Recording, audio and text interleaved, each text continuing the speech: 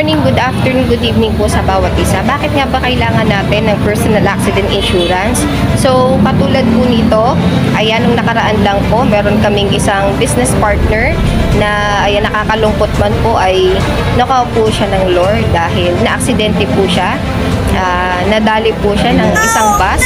So, ito po, dahil naka-insured po siya sa FPG Insurance, ay meron po silang nakuha na 110,000 pesos na pwedeng-pwede nyo rin pong makuha dahil syempre ang aksidente po ay hindi natin alam kung kailan mangyayari. So, at least po may makukuha yung ating beneficiary.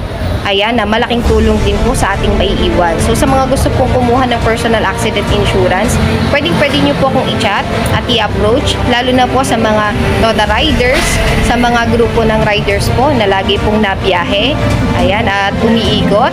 Ayan, pwedeng-pwede nyo po akong i-approach para mapag-usapan po natin na pwede po kayo magkaroon ng fund once po na marami po ang inyong kinuha. So, thank you so much and God bless. Ingat po. Keep safe everyone.